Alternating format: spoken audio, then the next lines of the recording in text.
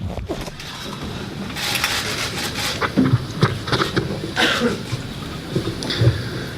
afternoon, everyone. Welcome to Bramall Lane.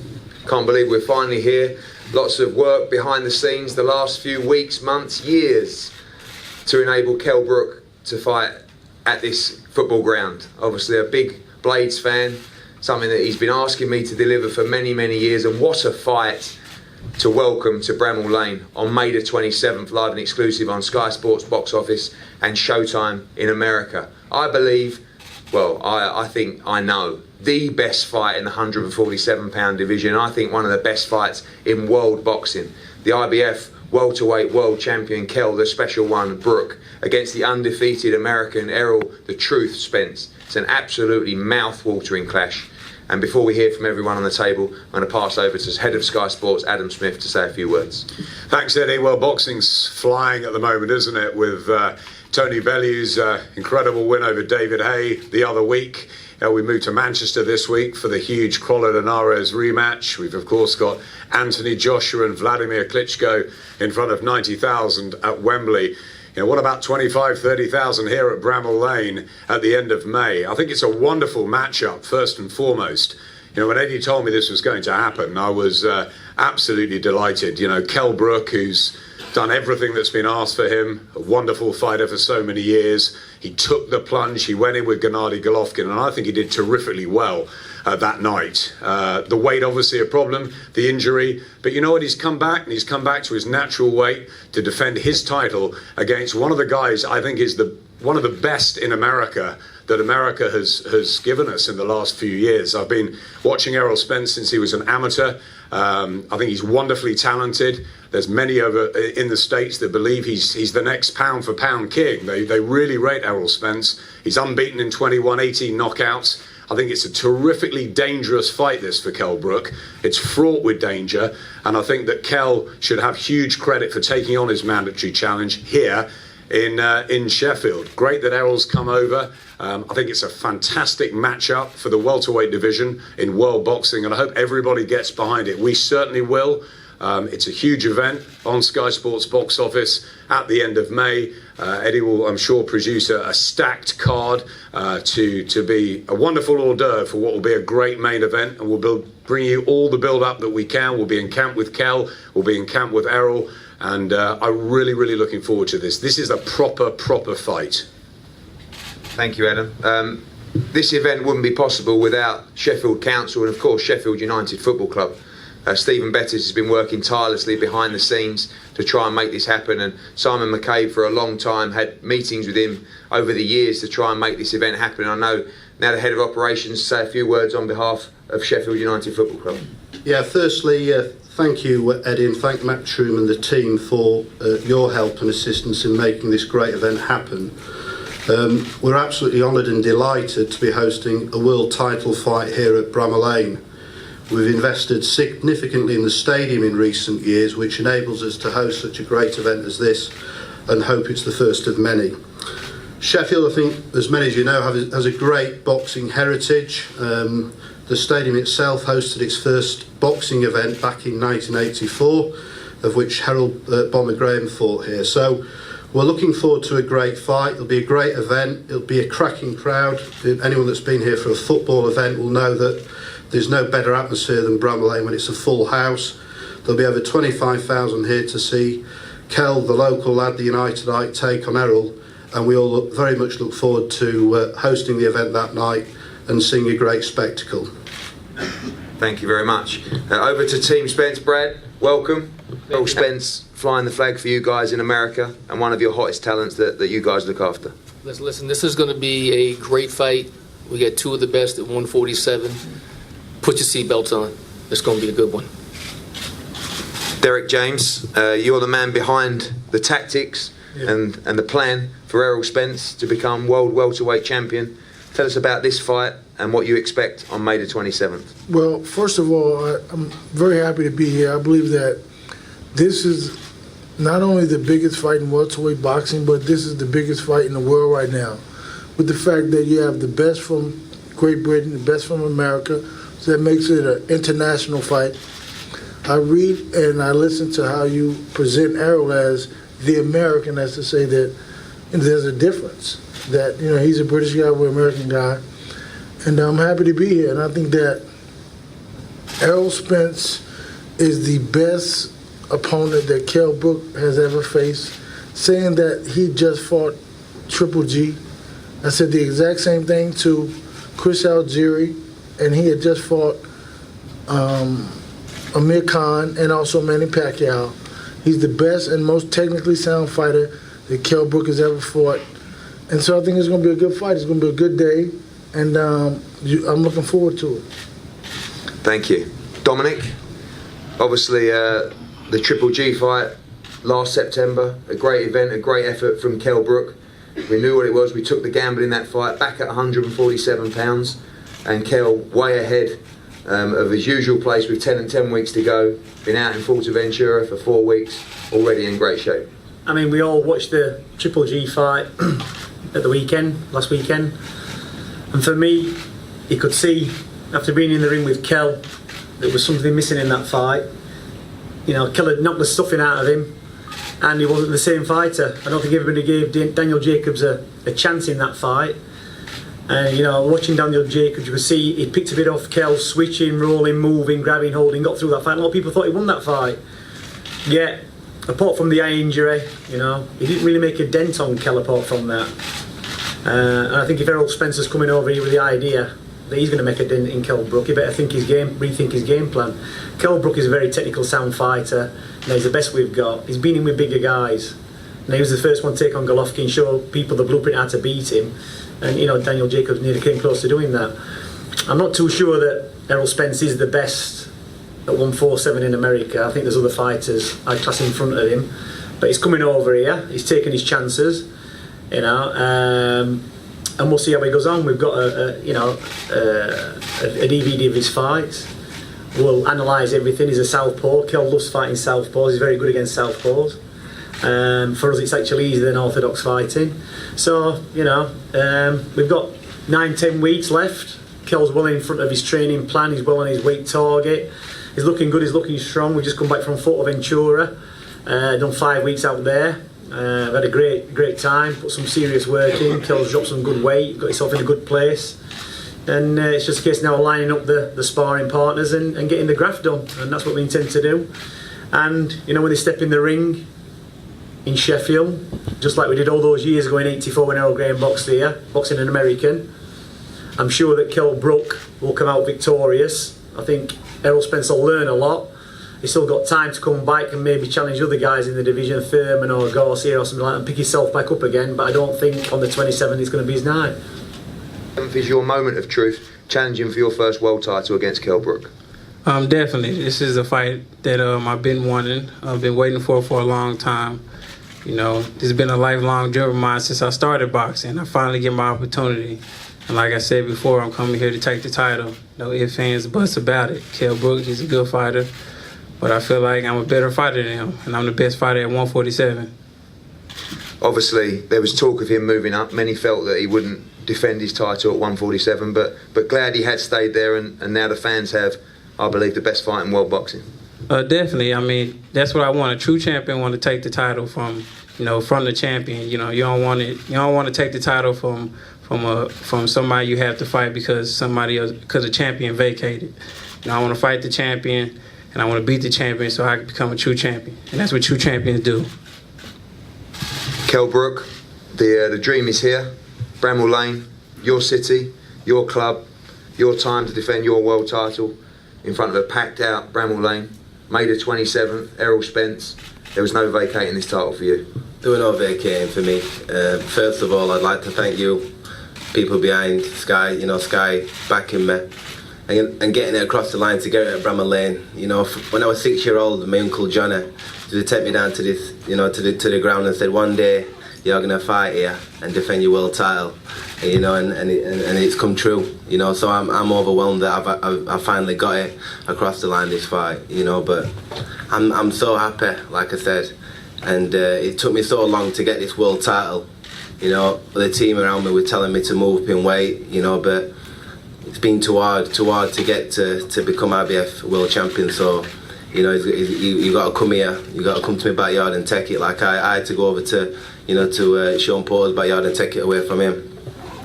The fact is, you know, all these Americans, we've seen it before with Jeff Lacey, there's a lot of hype in it. You know, he seems to, you know, he's looking the part, you know, but he's fighting, you know, Algeria, who's a, you know, not a big puncher, a 10 stoner coming up, and you're fighting a 50-odd-year-old man in that, you know, the Italian guy. You know, he's never ever fought an animal like me, you know, who, you know, so determined to, you know, become great and wipe out this division. You know, after I beat Spence, I want the Thurman of the world and unify all this division. That's what I want to do, Ed. Of course, when we had the conversations, there was talk of moving up to 154 pounds, but a lot of people just presumed you'd vacate. People goaded you that you just automatically vacate, and that almost pushed you even more to say, absolutely not, this is the fight I want. Absolutely. When people were telling me that, it made me stick my heels in more, and you know, I need to. It took me too long just to give this title away. You know, it's going to be tough, you know, to make welterweight, but you know, I've got a great nutritionist in Greg Marriott who's going to take me down to the weight slowly.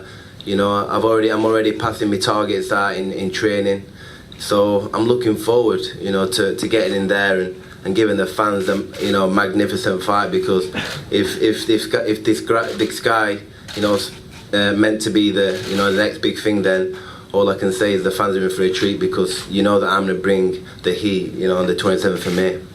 Obviously, you lost your last fight, which was hard to take.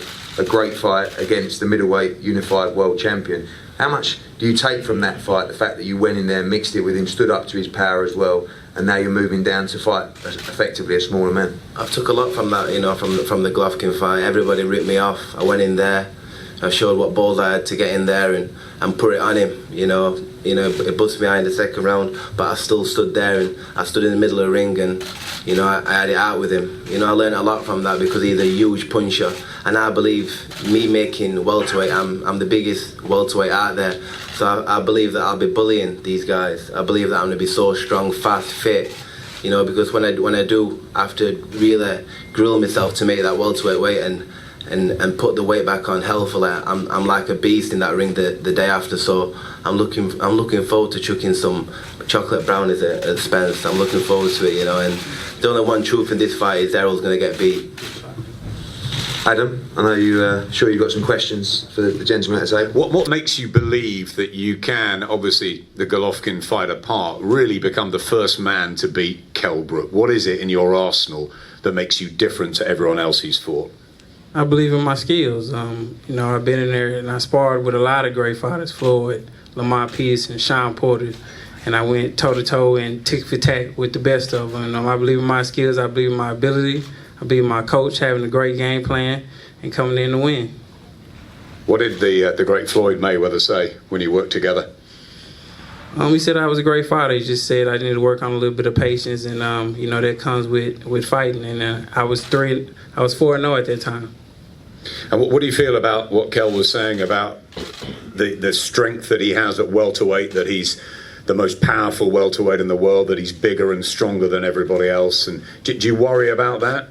I'm not worried about that at all. I mean, I'm not a guy that walk around at 160, 165. I get up to 170 and the high 170s too. So I'm a strong, I'm a fast, I hit hard too at welterweight too. So I'm a big welterweight too. And tell us, obviously, you've been over here before to the Olympics, so you don't mind the travelling. You're obviously going to come in front of 25,000, 30,000 Brits. That doesn't faze you in any way, or does that spur you on more? Don't faze me at all. It's all motivation. You know, I've been over here 3 times as an amateur, but it's going to be totally different as a pro. 30,000 plus fans all rooting for Kell Brook, and I'm excited to upset them. And what are you going to do differently in the fight to anyone that's faced Kell Brook before? You know, it's a game plan that, you know, we're not going to discuss right now. You know, my coach got it, and we're going to discuss it during training camp. But you believe that you've got the slick southpaw skills and the power to be able to take this title home? Definitely. Kell, let's bring you in. First of all, what after the Golovkin fight, you obviously came to terms with losing for the first time, but were you proud of yourself about the way you went about the rounds of action? Because from our point of view, it was a hell of a fight. You know, I were excited during the fight. You know, I was gutted because the fight got stopped basically, and you know I was just gutted just to see how I would have gone. You know, if I would have been able to see, I believe that you know I'd gave it Golovkin, and I believe that I could tell at the end of the round and during the fight that he was slowing down, and I think I was going to take over. You think you would have beaten him if the I believe so. You know, I've you know, till that stage I'd never dreamt of losing. You know, so I'm a champion. I go in there every single fight to win. I'm determined to win. In the weeks afterwards, obviously losing your unbeaten record, which was intact and so impressive for so long, were there moments that you thought, you know, what next? Was there, you know, a depressive period? Yeah, of course. Nobody likes to lose, and I had the longest reigning, you know, unbeaten record in Britain, and I wanted to keep hold of it. You know, absolutely good. You know that I'd lost in such a big fight, but like I said, I've learned a lot from that fight, and I want blood. I want the truth blood. I know you've only seen snatches of the fight with Danny Jacobs at the weekend, but do you believe maybe that Gennady Golovkin won't quite be the same again since you've shared a ring together? You know, nobody's been going the distance with him, you know, so I believe that I did knock the stuffing out of him in that fight. You know, I think I put the blueprint out there, you know, and I remember watching bits of footage, and even Jacobs mentioned that his friend were on the phone to him saying Kell Brook's upsetting Golovkin and, you know, everything else. So I believe that they went in there knowing that he's not invincible, which, you know, it were a close fight and he went the distance. A great deal's been made about your weight. Obviously, you're saying that you are the biggest, strongest welterweight in the world, but there were people that thought you should maybe go back at light middle because of obviously fighting at middleweight. How happy are you with getting down to 10 stone 7 and being, you know, strong when you do it? I'm definitely not happy about it, but you know, I'm an experienced fighter. You know, I know what I need to do. You know, I've done it before. I'll do it again. You know, I'm so determined to come in, leave no stone unturned. Follow the diet to a T. You know, don't be sneaking downstairs in the kitchen and going in the fridge. None of that's happening in this fight. You know, I've got to be meticulous. I've got to make sure I do everything. You know, because I'm coming here, you know, for mine and my uncle's dream to be here at Bramall Lane, and I'm gonna bring so much energy from my fans. You know, it's going to be a fantastic night for everyone in Yorkshire. Is that as much a motivation for you that it's here at Bramall Lane outside in front of your people than it's, you know, against Errol Spence, this brilliant American? It's brilliant American, yeah. We're gonna see how brilliant he is, but if he's as brilliant as he says he is, it's gonna bring out the best in me. I'm gonna draw so much energy from all the fans here. It's gonna be a fantastic, spectacular night. So the fans are going to get a fantastic treat on the 27th of May. You've always liked being up against it, you know, the underdog with Sean Porter out in the States. I think Eddie was saying that the bookies are making Errol Spence favourite here. Does that spur you on? Do you relish those opportunities? Of course I do. You know, everybody's got their own opinion. You know, nobody's really seen the real Kell Brook, and I believe we're going to get it the 27th of May. You know, I think this is my time. This is for me to go out there and show exactly what I've got. You know, I'm gonna need everything in this fight, I believe. You know, and I'm gonna go out there and do it. You say you need everything. Is that because of the dangers that he brings, the southpaw speed and skills? Just sum Errol Spence up as a fighter. You know, I've not really seen all this. I've seen little bits of him, but you know, he's looking the part. But like I said, he's never fought anything. Not even come close to anything like me. So we're gonna have to see. He could spar with Mayweather and all these. That's sparring. When you get under here and every one of my fans wants his blood and it's a proper fight, that's when we're gonna see what it's made of. When I hit him on chin with one of these, that's what's gonna happen. I want to change. Let's stop talking about fighting Triple G. That's the fight he lost. Let's talk about the fight he won. So, there are no consolation prizes in boxing. So, but if you keep talking about a fight that he gave a good effort in, that's giving him a consolation prize. Sugar Ray Leonard moved up to fight Marvin Hagler and beat him. Sugar Ray Leonard moved up to fight Daniel Lalonde and beat him. He can keep talking about that. Let's not talk about if y'all giving him a victory for taking the fight, give him the victory for getting stopped in a fight. The reality of it is that he did not win a fight. So nobody ever talks about the fights that they lose. So let's not talk about the fight that he lost. He's in a bigger fight now than he had then. Just because that guy was a bigger guy means nothing. He was slow. He had slow feet. And So basically, we can draw comparisons to Leonard Bundle then, can we? He was a 40-year-old has-been passed-up fighter. We can draw comparisons all day long. It makes a difference. We're not talking. We didn't. You can win you can lose against a good guy, and you can beat a rubbish guy. It's the same. I didn't mention. It's the same. So Leonard Bundle, we can take nothing from it. People were raving about that victory, but it doesn't mean anything as much as it means Golovkin. Mentioned it. I haven't mentioned. No, but I have. But what I'm saying is this is that. We can talk. We're not talking about Golovkin. We're talking about Kell Brook and Spence. That's all we need to talk about. We don't need to waste time. We've talked about that fight. Fight with Triple G. He quit in the fight with Triple G. The fight was over. He didn't say no. Don't stop the fight. No, I didn't quit. I stopped the fight. I know. Stopped the fight, and luckily I did because I need to realise, yeah. Spencer's going to get his chance. Coming over here. Spencer's going to get his chance to take this belt. This is all you're going to do. Look at it. This is staying here. I got you. I'm knocking you out. I promise. I promise you're gonna be a man. I promise you're gonna be a man. Watch what happens when I get my hands on you, I bro. don't know what a chocolate. What is a chocolate brownie? What is it? One of these there. That's- Watch what happens. Chocolate brownie. You named it that? The one truth is. That's so lame. Chocolate brownie. That's the truth. You get cootie points for that? Hey, come on, man. This is mine. It's staying here. We'll see. Well, no, you get. Listen, We'll see. The reality of it is, the night of the fight, you Made get a to big keep that mistake, anyway. Mike. Yeah, all right. We're gonna see. We're gonna see. Yeah, they're gonna send a new one out. Have a good You go can and keep go that. sightseeing They're around gonna send a Sheffield new one because out. that's all you're going to go away with. Sightseeing, not this. Okay. You understand that, yeah? You're a clown. We're gonna see. We'll see about that, boy. I like that. Yeah. Like that. Yeah. Yeah, that's what we said. We're talking about a loss. You're gonna keep. Are we still talking about Golovkin? Can we just move on? We've gone over that one. Time, No, too much you're gonna time. get to keep that, but we're gonna get the new No, one. this is staying They're here. gonna send us a new one. Yeah, no, Yeah, no. all right, yeah, okay. You can come again. All right. Yeah. Dude had Let's do it. two good rounds with Triple G. Wow. Willie Monroe did the same thing. Did the same thing. You had 2 good rounds with Triple G and you hyped off that. You living off that. Let's see. Yeah.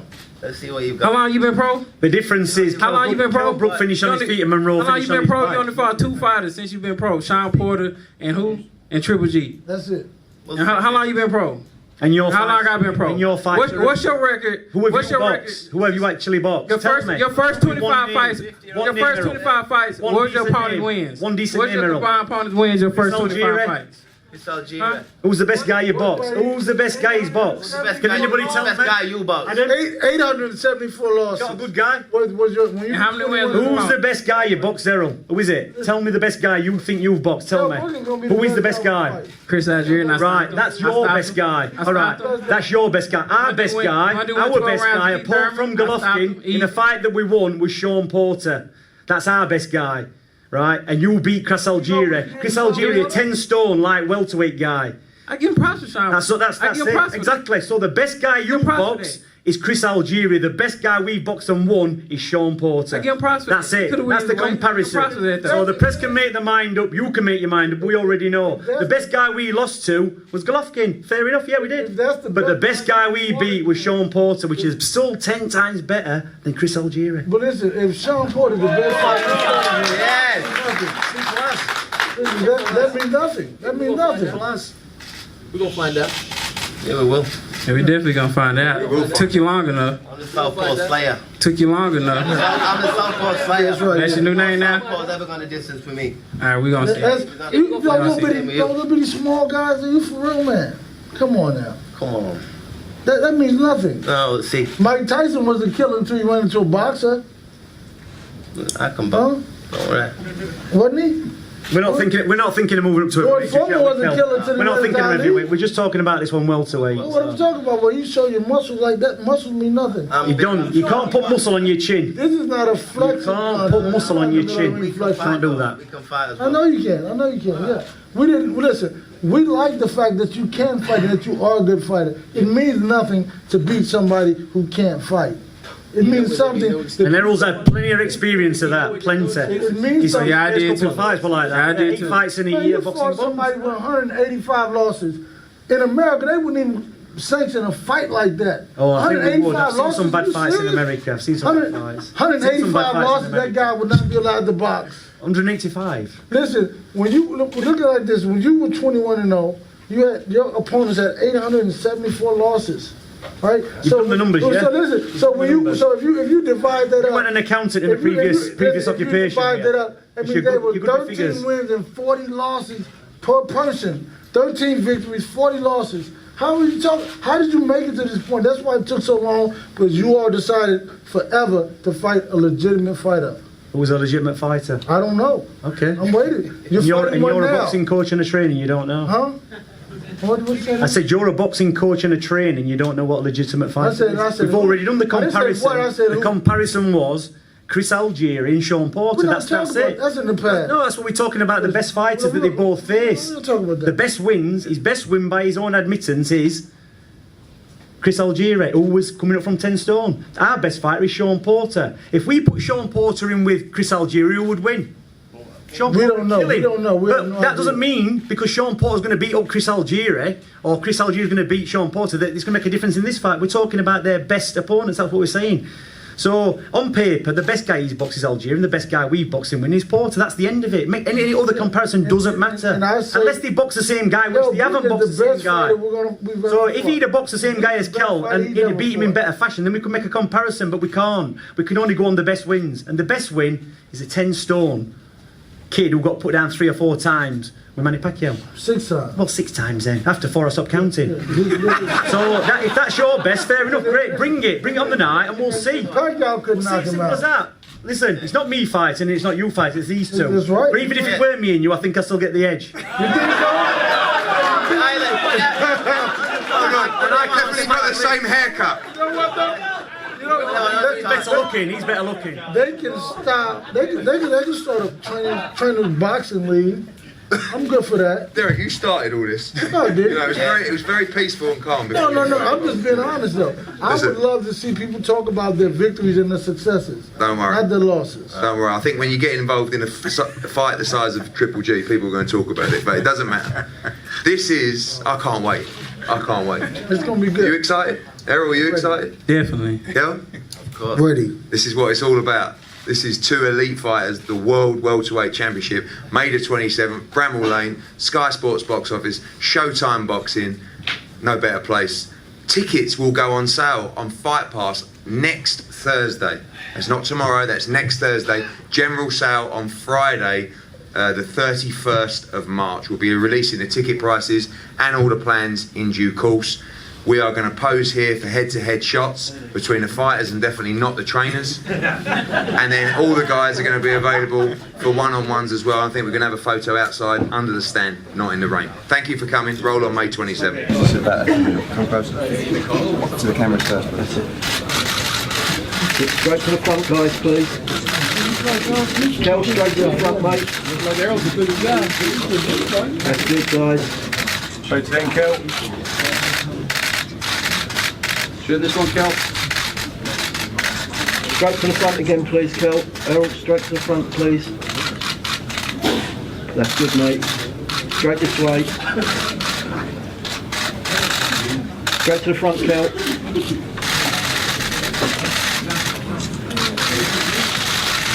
Face to face, please.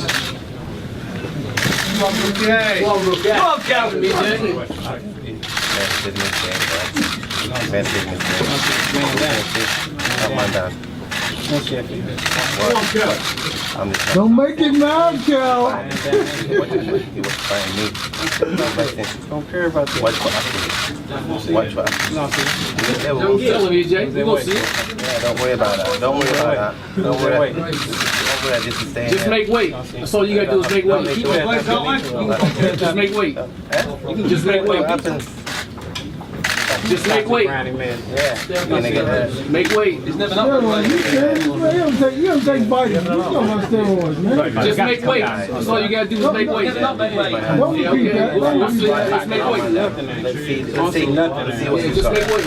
We take that all the time. Come on, y'all be serious, man. Just make weight. Get away, son. Listen, the main weight is the last match. I've never not made weight, have I? So you want to see what's happening? Always made weight. Just make weight. What's happened? That's what we say now. Good. Fight somebody your size now. If that slow Triple G hit you, Fight somebody your how size you think now. somebody smaller, how fast you gonna do? You're not fighting a 5'7" Sean. Slow, Feeling me, Jay. slow, Short shot corner. get away from the slow Triple G. Slow Triple G. Slow feet, slow A hands. short shot corner. It don't matter. He went 12 with Keith Thurman, didn't he? So what? Keith Thurman's not me, is that? That's well, Keith Thurman up, didn't he? Keith Thurman's not me. I got him out of there easy. Besides Jury, got him out of there easy. We gonna see. So stay in the middle of the ring then. Don't run. Don't run. Don't run. I won't in the middle of the ring. I'm gonna hold you to it too. Stay in the middle of the ring. I'm gonna hold you to it too. We gonna see. Those ribs, the jaw. Oh man, I'm Don't telling run. you. Stay in the middle of the ring. Don't run. We gonna see. Kiss it, goodbye. Stay in there. Those ribs, listen man, those ribs. Can't wear rib protector in the ring. Thank you, yeah. We go straight I to don't the know. just outside.